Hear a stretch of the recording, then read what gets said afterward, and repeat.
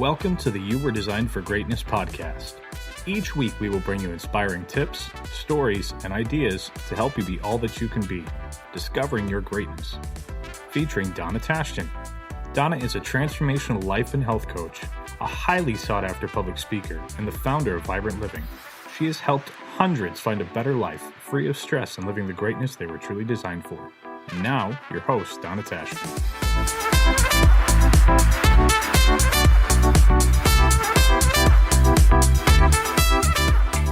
I would like to welcome you. This is Donna Tashton. I'd like to welcome you to podcast number 17, and I have a special guest today, and I have a feeling that she's going to be a new special friend to me. And I would like to welcome you, Andrea. Introduce yourself. Tell us about you. Well, hello, Miss Donna. My name is Andrea Owens, and I'm the owner of Hourglass Testing Solutions. We provide same-day on-site drug and alcohol testing and collections, and we also educate employers on the marijuana and other substances that can cause a workplace to be unsafe. So what we try to do is make sure that employers are educated and they understand the importance of having a safe, drug-free workplace. And how long have you been in this line of business? I've been doing this for almost 30 years now. Well, over 30 years, I should say. Yeah, over 30 years, yeah. Wow. So that's quite a time. What drew you to this line of work? Well, in my younger days, my mother was in a car accident at the hands of someone who was under the influence. And she had a really bad hip. Her hip was crushed.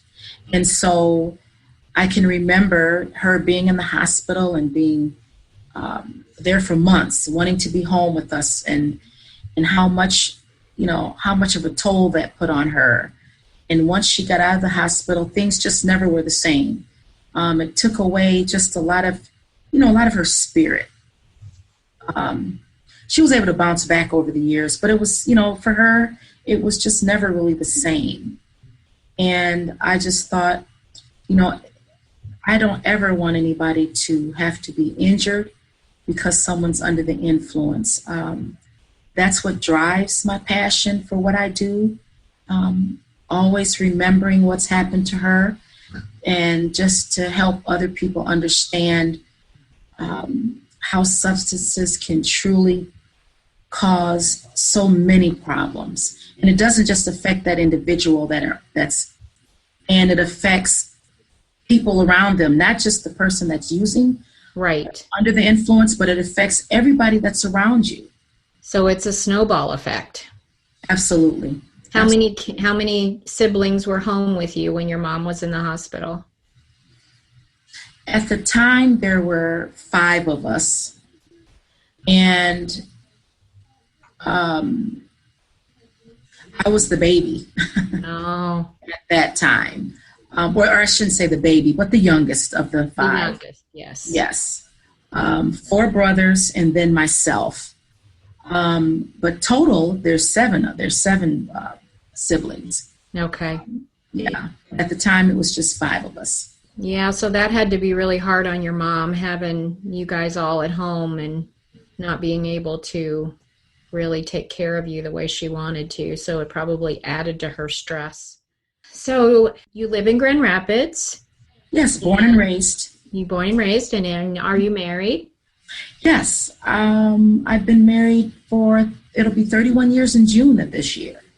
Well, and congratulations. Yeah. Yes. It's been an amazing journey. It has been. It's been that way because God is in the center of it all. We cannot do it without him. It's just no way you can do it without him. Right. What's your one, this is going to be a really hard question to answer, but what's your number one marriage tip other than having God in the center? Communication. And what does that mean? That means that you have to check on your loved one. You have to ask, literally, how was your day? Mm-hmm. And to be able to listen to it. And in turn, that person will want to ask you, how was your day? Right. And you're keeping in tune to what each other's going through. Mm. You know, the more that you communicate, you can almost, and maybe discern is but I feel that you can almost discern what it is they're feeling, how you respond, how you react. You don't have to react to everything that's said. I think that's that's another thing as well. Like, you're talking to that individual, you're talking to your loved one, and maybe they are we don't know what people, I don't know what my husband truly, I'm not with him 24 hours a day. So when I do come home, or when he comes home, we take that time to stop everything that's around us that's going on, and we talk about how our day was. And hey, if we can talk about it, what did we learn from it?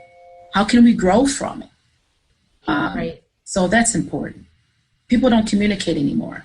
It's like we're just you're married and we're just going through the motions. Yeah. And you got to communicate. I totally agree. And we're so busy. Sometimes you're running past each other and don't even see each other in a lot of things today. And finding that time one of the best things that happened to our marriage recently is we got a hot tub, and we have our hot tub conversations. There's no TV, there's no cell phones, there's no kids, no grandkids, all of that kind of stuff around. And we have he said to me the other day, we haven't been in the hot tub. How are you? Because we hadn't stopped to talk. We got in the habit of only talking then and really checking in, and you can't do that always. So no. Anyway, it's just learning. I think that's wonderful advice. To be able to grow a strong marriage is to continue to talk and continue praying together, reading the word together. That just keeps it strong. Yes. Amen. Mm-hmm. I love it. So, so we had one of the questions that I often ask people to pull out. So many times we have so many life lessons we've learned, and we don't know how to articulate them, how to get them out.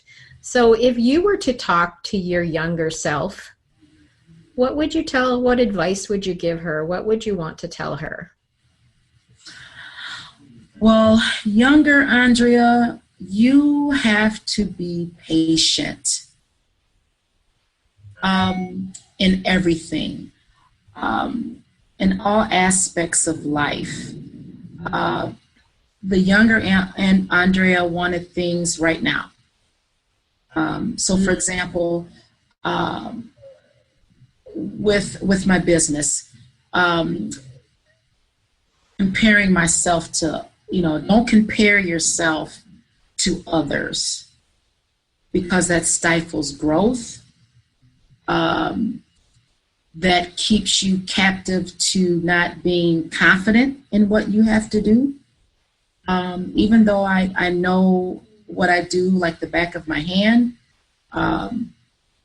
there's still confidence that I just stifle that, because of so I would tell myself to be patient, not to compare myself to others. I know I mention the good Lord so much, but he's such a big part of my life. And to just stay in the word and be encouraged by the Lord, and he will guide and lead you, and asking him for help when making a decision. You shouldn't do anything without him.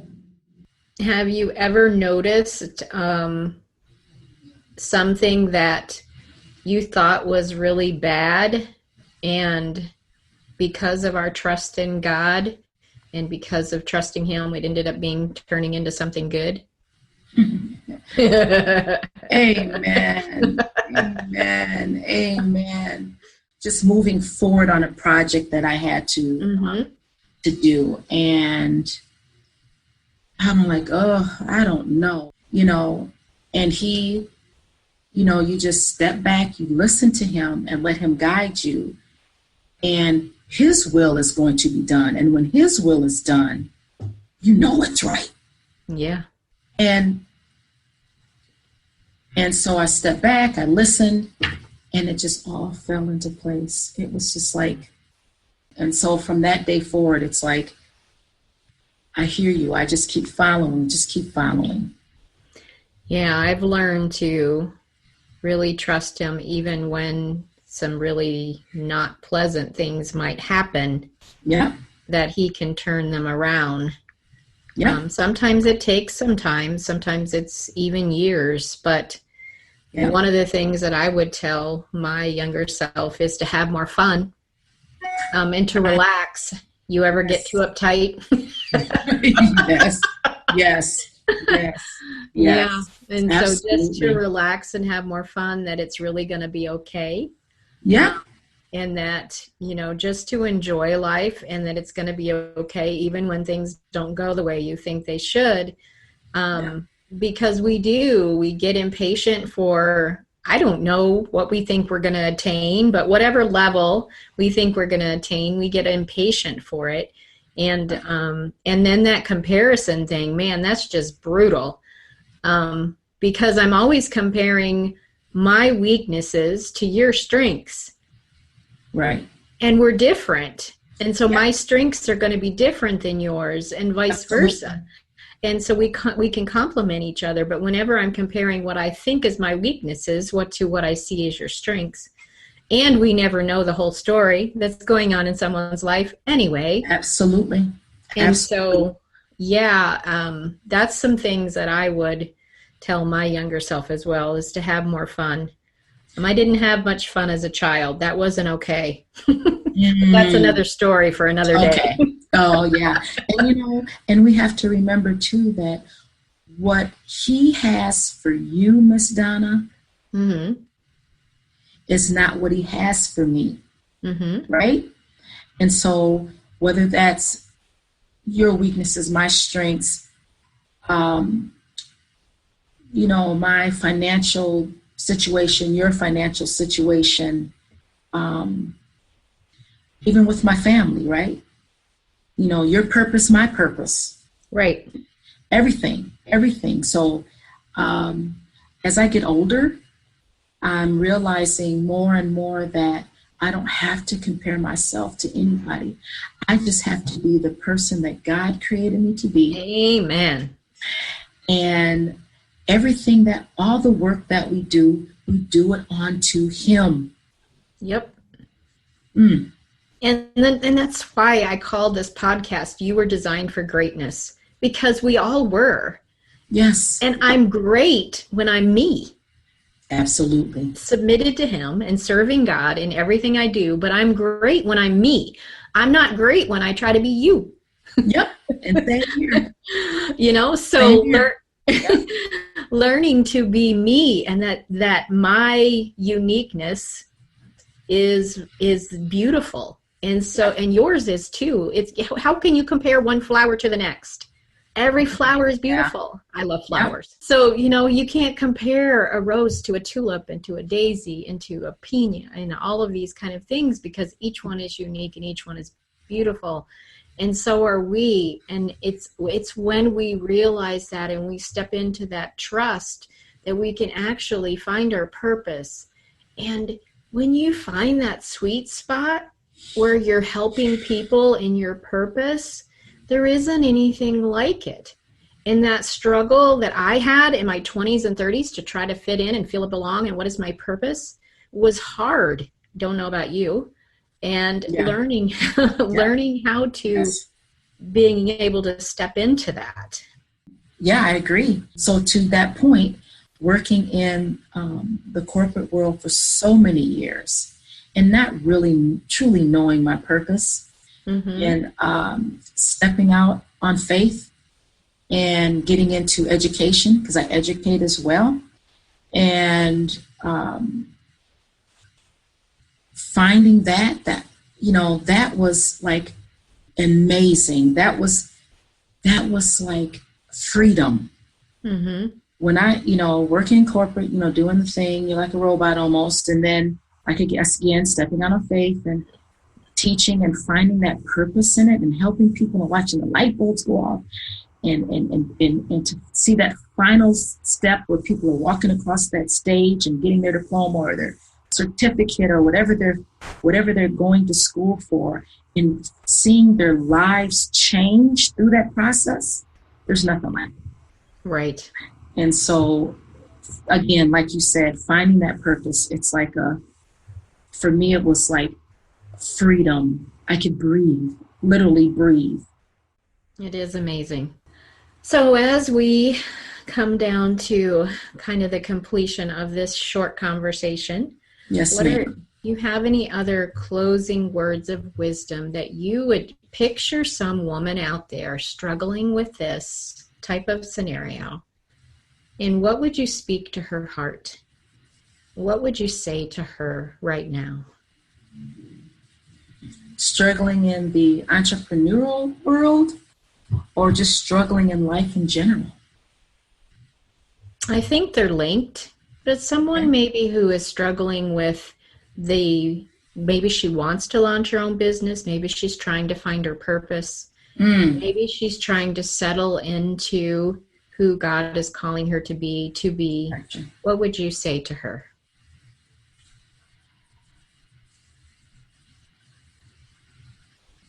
Remain steadfast. Stay in the course.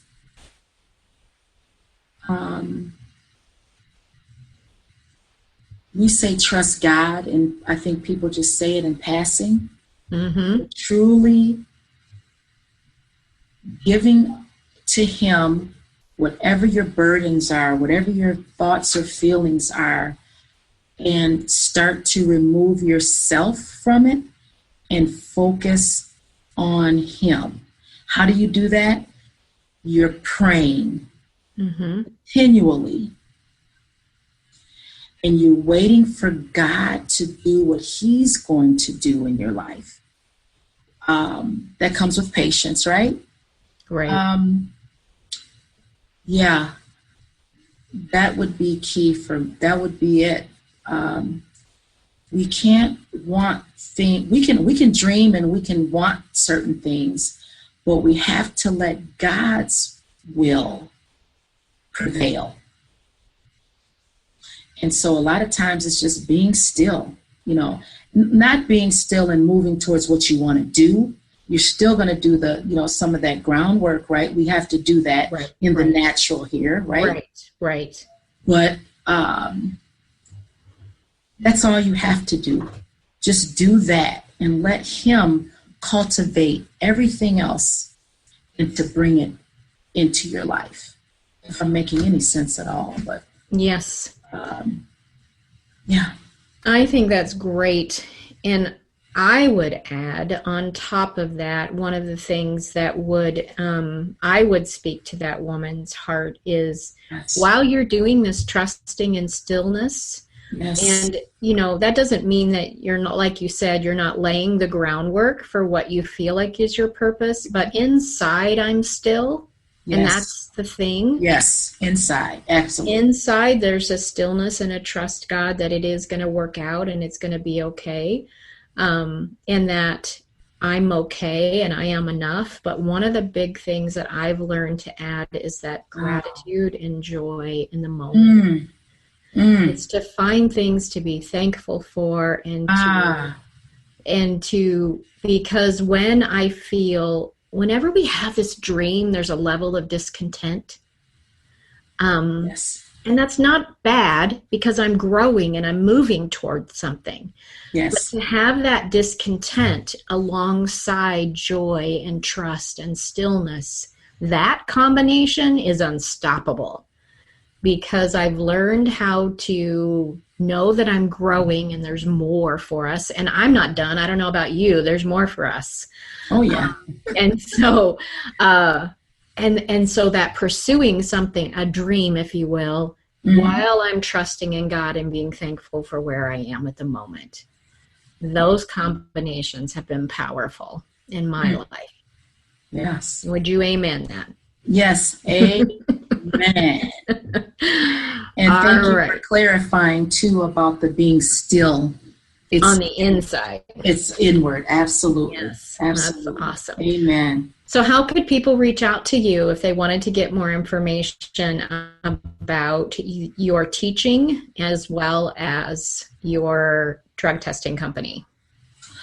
For my teaching, it's two ways. You can reach me at andrea.owens@cornerstone.edu, or there's so many, andrea.owens@wmcat.org. And for the business, andrea.owens@hourglasstesting.com. Well, that was wonderful. It is so much fun to have amazing women like Andrea on my podcast. And in closing, I just want to mention a couple resources that I have available for you. The first is I have a group called Women Growing Together Vibrantly that meets once a month in person in the Grand Rapids area. You can find it on meetup.com as well Eventbrite. So I would love to have you join me in person and learn some more, and let's support each other as we grow. The other resource I want to make available today is if you are struggling or there is some area that you would like to have a conversation with me, you can go to my website and book a clarity call.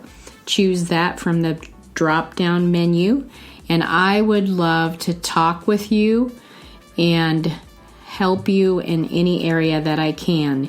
You were designed for greatness, and my passion is to help you fulfill and live to your fullest potential. So until next time, this is Donna Tashjian saying live vibrantly.